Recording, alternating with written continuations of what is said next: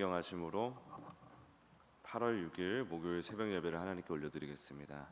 전능하사 천지를 만드신 하나님 아버지를 내가 믿사오며 그 외아들 우리 주 예수 그리스도를 믿사오니 이는 성령으로 잉태하사 동정녀 마리아에게 나시고 본디오 빌라도에게 고난을 받으사 십자가에 못 박혀 죽으시고 장사한 지 사흘 만에 죽은 자 가운데서 다시 살아나시며 하늘에 오르사 전능하신 하나님 우편에 앉아 계시다가 저리로서 산 자와 죽은 자를 심판하러 오시리라.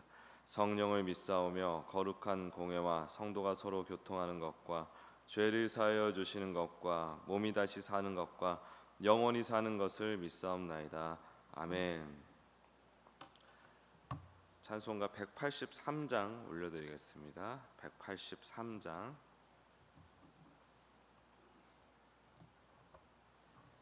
183장입니다. 183장. 빈들의 마른 풀같이 시들은 나의 영혼 주님이 약속한 성령 간절히 기다리네. 가물어 메마른 땅에 단비를 내리시듯 성령의 단비를 부어 새 생명 주옵소서.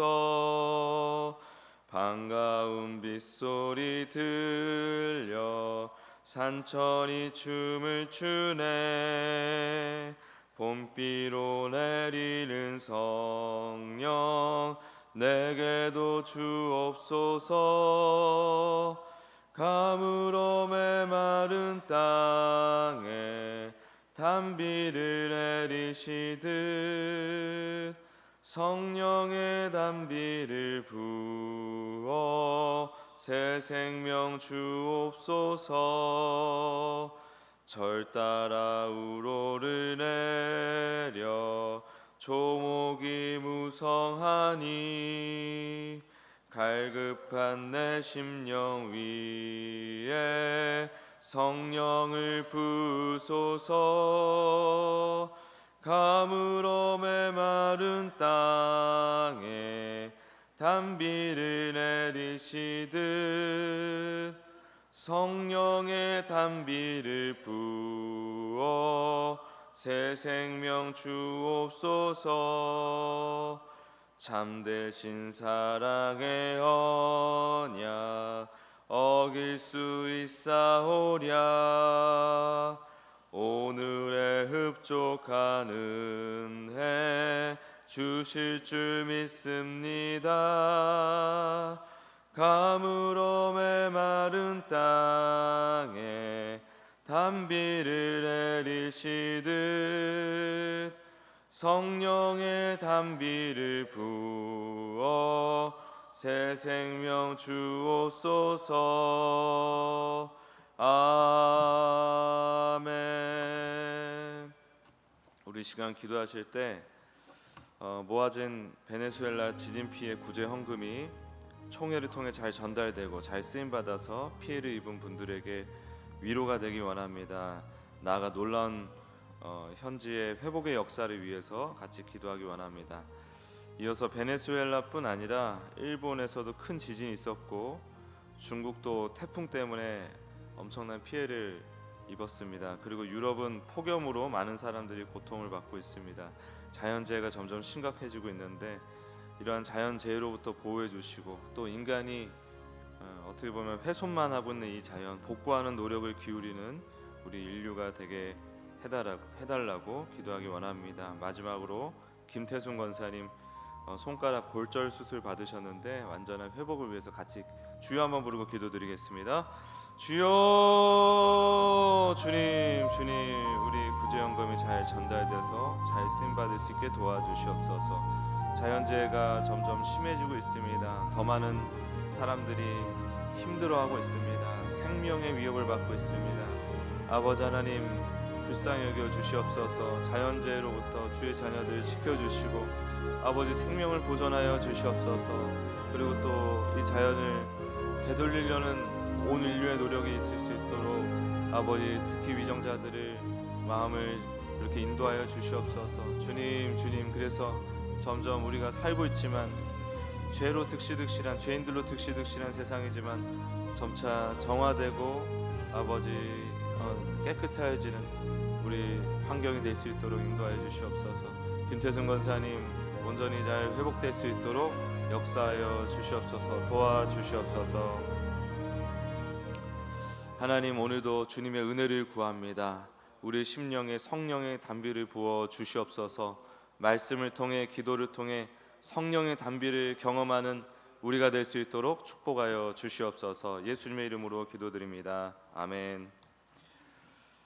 네, 오늘 하나님 말씀은 출애굽기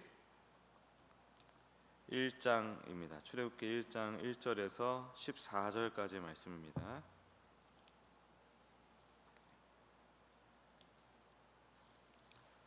출애굽기 1장 1절에서 14절까지의 말씀.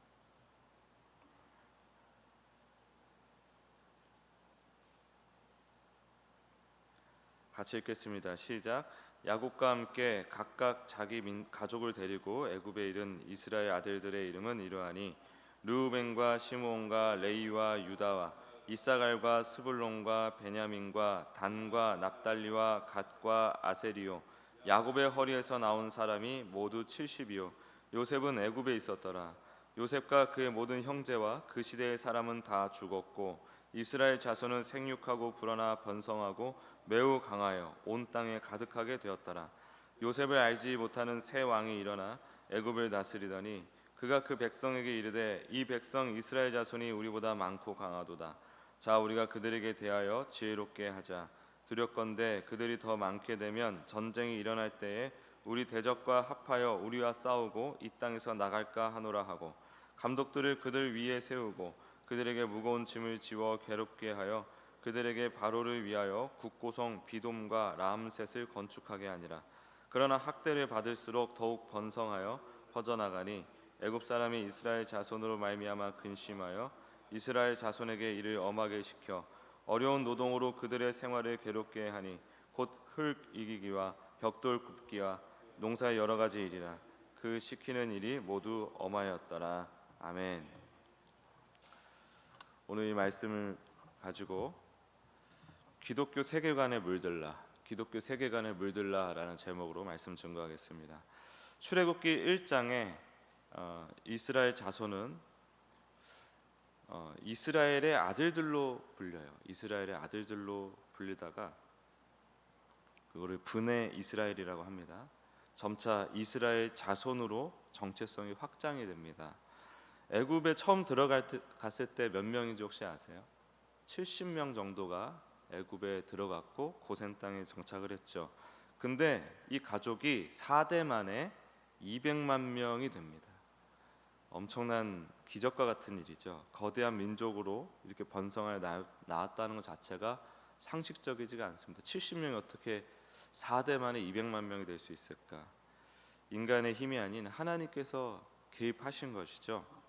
그리고 그것도 그냥 심심해서 개입하신 게 아니라 아브라함에게 약속하신 언약을 성취하기 위해서입니다. 창세기 15장에서 아브라함에게 4대 만에 돌아오리라 라고 말씀하셨습니다. 그 말씀이 주님의 능력 안에서 이 칠흑 같은 이스라엘 입장에서 칠흑 같은 역사 속에서 정확하게 성취되고 있는 것입니다. 따라서 출애굽기는 단순히 애굽에서 나오는 사건을 기록한 책이 아니죠. 하나님이 자기 백성을 위해 어떻게 언약을 이루시고 그들과 함께 거하시는지를 보여주는 책입니다. 애굽이라는 화려한 문명은 마치 여호와의 동산처럼 매력적이었고 이스라엘 백성은 400년 동안 그 맛에 길들여질 수밖에 없었겠죠. 그러나 애초에 하나님은 그들을 고센 땅에 구별하여 거주하게 하시며 애굽 문화에 완전히 동화되지 않도록 배려해 주셨어요. 이제 요셉을 알지 못하는 새 왕이 등장합니다. 그리고 이스라엘 민족을 억압하기 시작합니다. 여기서 안다는 것은 뭐냐면 단순히 지식을 넘어서서 인격적인 동의 혹은 관계를 의미하는 알미예요. 우리 자녀가 우리 아빠를 알아, 엄마를 알아. 그게 지식으로 아는 게 아니죠. 프로필을 줄줄 읊는 알미 아니죠.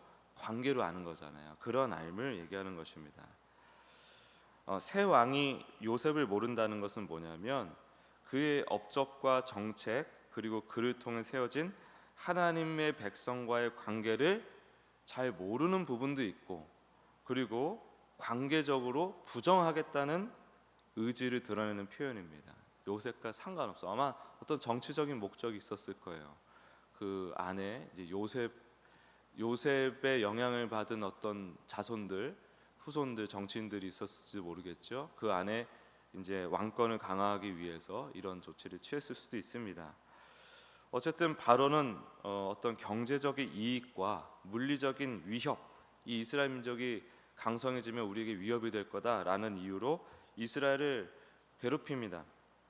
하지만 바로가 그렇게 계획하고 펼친 고난, 이스라엘 입장에서 엄청난 고난이 이제 갑자기 난데없이 왔잖아요. 근데 이것이 역설적이게도 이스라엘이 애굽을 떠나 하나님께로 향하게 만드는 거룩한 도구가 되죠. 바로의 억압이 이스라엘이 출애굽하게 되는 굉장히 중요한 계기가 됩니다. 우리도 보면은 우리가 사는 이 세상이 애굽 그 자체예요. 애굽이 요구하는 것들에 길들여져 있고 애굽의 가치관, 판단 기준, 세계관에 물들어 있습니다. 아무리 고센 땅에 구별되어 살아간다 한들 이 이스라엘 자손들이 나중에 우리가 시시때때로 확인할 수 있지만은 이 애굽에 길들여져 있어가지고 광야에서 애굽을 그리워할 때가 얼마나 많았습니까? 그런 것처럼 우리도 이 세상이라는 애굽, 이 애굽의 가치관, 판단 기준, 세계관에 물들어 있다는 거예요. 그러다 보니 우리가 규정하는 행복도 애굽의 행복이에요. 우리가 구하고 있는 행복의 조건도 전부 이 세상에서 말하는 것들입니다. 애굽에서 말하는 조건들입니다. 또 우리가 느끼는 불행도 애굽의 세계관에서 비롯되죠. 그거는 뭘 의미하는 거냐면 우리의 행복과 불행이 애굽의 기준이다, 세상의 기준을 따른다는 건 뭐냐면은 우리가 애굽의 종이란 뜻입니다. 우리가 세상의 종이란 뜻이에요. 예수님을 믿는 우리가 애굽의 세계관, 세상의 세계관으로 살면 애굽의 종입니다. 세상의 종인 것입니다. 근데 또 하나의 문제가 뭐냐면 애굽은 우리를 다르게 본다는 거예요. 적이라고 생각합니다. 아무리 애굽에 충실하게 살고 있어도, 애굽에서 충실하게 살고 있어도 우리 지금 애굽에 아주 충실하게 살고 있습니다. 이 세상의 가치, 돈과 명예 이런 것들을 얼마나 소중하게 여기고 구하면서 삽니까? 그런데 그런 우리를 충성스럽다라고 갸륵하게 보는 것이 아니라 적이라고 생각한단 말이에요. 그래서 이 세상은 필연적으로 이 그리스도인을 박해를 합니다. 왜 이렇게 인생이 힘들까? 예수 믿어서 교회 다녀서 내가 인생 더 힘들어졌어 할 때가 저도 참 많았습니다. 도무지 설명이 안 되는 것들이 있어요. 해석이 안 되는 것들이 있습니다. 혹자는 해석이 되어야 해결이 된다고 얘기를 하는데 꼭 해석이 되어야만 해결이 되는 건 아니에요. 해석이 안 되는 게 분명히 있습니다. 그 해석이 안 되는 것을 억지로 해석을 하면 오히려 스텝이 꼬입니다. 온전한 신앙, 율법주의적이고 또 상대주의적인, 우리 목사님 말씀하셨죠? 상대주의적인 그런 신앙에서 벗어나는 데 있어서 도움이 안 될 수도 있어요. 그 억지스러운 해석이. 어쨌든 우리가 예수님을 온전히 믿고 있다고 하면은 우리가 알지 못하는 어떤 연유로 인하여서 우리가 세상으로부터 박해를 받게 되어 있습니다. 이거는 하나의 이치예요. 이치. 왜? 우리는 이 세상에 속한 자가 아니에요. 애굽 사람이 아니에요. 하나님 나라 백성이기 때문에 그렇습니다. 예수님께 속한 자들이기 때문에 그렇습니다. 또 진짜 문제는 우리가 하나님 나라 백성으로 살기보다는 애굽의 종으로 살기를 원하는 마음이 있다는 것입니다. 너무 물들어져 있어서 그렇습니다. 물을 좀 빼도 이제 뭐 수련회 같은 거 가가지고 열심히 부르짖고 살짝 물이 빠질 때도 있지만 이내 다시 물이 듭니다. 이렇게 애굽의 세계관에 푹 젖어 있는 상태로는 하나님이 말씀하시는 행복이 잘 들리지도 않고 마음에 받아들여지지도 않습니다. 그게 뭔지를 그래서 경험하기가 어렵습니다.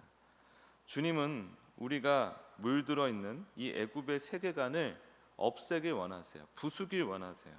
치우길 원하세요. 그리고 진정한 기독교 세계관, 하나님과 함께하는 행복을 누리기 위하여 기독교 세계관을 심어주시길 원합니다. 자녀들의 행복을 위해서. 그래서 그리스도인을 핍박하는 세상의 악한 의도와 행동까지도 동원하셔서 이 세상의 모든 우리가 경험하는 만남과 사건, 그것이 우리가 생각하기에 되게 안 좋은 것이라고 생각하는 것조차도 싹 다 동원하셔서 우리에게 역사하시는 거예요. 어떻게든 우리에게 말씀하시고 개입하시는 것입니다. 그래서 그냥 보면 힘들고 핍박받는 것이지만 주님의 관점에서 보면 전부 다 단련이고 훈련이고 당금질이고 아름다운 완성을 향해 나아가는 과정인 것입니다. 이것도 기독교 세계관의 관점이죠. 이것도 기독교 세계관입니다. 하나님의 입장에서 하나님을 중심 삼고 예수 그리스도를 중심 삼고 우리의 인생을 극적으로 긍정적으로 해석할 수밖에 없는 이 해석, 이것이 기독교 세계관이에요. 이번에 우리 담임 목사님 설교 말씀과 바이블 티타임 통해서 이제 기독교 세계관이라는 것을 붙들고 있습니다. 나누고 있습니다. 어렵게 느껴지는 이유가 뭘까요? 물론 이게 철학적인 접근이긴 합니다. 그런데 어렵게 느껴지는 이유는 뭐냐면 솔직하게 말해서 제가 조심스럽게 생각해 보건대 우리가 워낙 그쪽으로 생각을 안 해봐서 그런 건 아닌가 하는 생각도 듭니다. 워낙 애굽의 세계관 가지고 오히려 애굽의 세계관만 붙들고 신앙을 이해하고 설명하는데 젖어 있는 건 아닐까? 그래서 진짜 생각해야 할 기독교 세계관 얘기가 어렵게 들리는 건 아닐까 하는 생각도 조심스럽게 듭니다. 애굽의 세계관, 이 세상의 세계관 물을 쫙 빼고 기독교 세계관에 물들 수 있는 아주 좋은 기회입니다. 이걸 기회라고 생각해야 돼요. 지금 주제가 좀 어렵네요. 목사님도 설교하실 때 이것 때문에 혹 어떤 성도님이 마음에 시험에 들까 봐 되게 조심스럽게 배려하시면서 설교하시는 느낌이 드는데, 여러분, 저는 솔직하게 말해서 이 정도는 우리가 기본적으로 다 가져가야 된다고 생각하는 내용들입니다. 기독교 세계관, 이 세계관을 우리에게 주신 거예요. 하나님께서 기독교 세계관을 제대로 이해하고 받아들이고 살아갈 수 있는 기회를 우리에게 주신 것입니다. 왜? 하나님과 함께하는 행복을 우리에게 배우게 하기 위해서, 그것을 누리게 하기 위해서, 그냥 우리 머리 아프라고 주시는 게 아니란 것입니다. 그래서 이 낯선 어려움을 함께 즐기기 원합니다. 이번 기회에 제대로 된 기독교 세계관을 우리 영혼에 새기시기 바랍니다. 순종하시고 받아들이시고 따르시길 바랍니다. 하나님이 말씀하시는 진짜 자녀의 행복이 무엇인가, 우리가 밤낮 우리가 기도하는 제목들 한번 보십시오. 그게 정말 애굽의 기준의 기도 제목인지 아니면 진짜 하나님 나라 백성으로서의 기도 제목인지 한번 돌아보십시오. 물론 우리가 하나님 나라를 위해서, 교회를 위해서 기도하지만은 그 근간이 어디 뿌리박혀 있는지를 한번 보십시오. 우리가 이번 기회에 정말 진짜 하나님 자녀로서 사는 것이 무엇인가를 세심하게 배우는 기회로 잘 삼고 제대로 배우고 누리는 모두가 되시길 예수 그리스도의 이름으로 축복합니다. 기도하겠습니다. 하나님, 애굽에 물들어 있는 우리를 불쌍히 여겨 주시옵소서. 또 애굽의 가치를, 애굽에서 말하는 가치를 구할 수밖에 없는, 그것을 기대하고 그것을 가져야만 행복할 수 있다라고 믿는 우리의 연약한 신념도 불쌍히 여겨 주시옵소서. 주님, 우리의 연약함입니다. 우리가 옳고 그름을 잘 듣고 판별한다고 하고 또 선택한다고 해도 그렇게 살아가기가 너무 어렵습니다. 주님, 우리를 불쌍히 여겨 주셔서 특별히 이번에 기독교 세계관 잘 배우고 잘 깨닫고 잘 누릴 수 있도록 인도하여 주시옵소서. 그래서 하나님 자녀로서 사는 행복을 한층 더 깊이 누리는 우리 모두가 될 수 있도록 축복하여 주시옵소서. 감사드리며 예수님의 이름으로 기도드립니다. 아멘.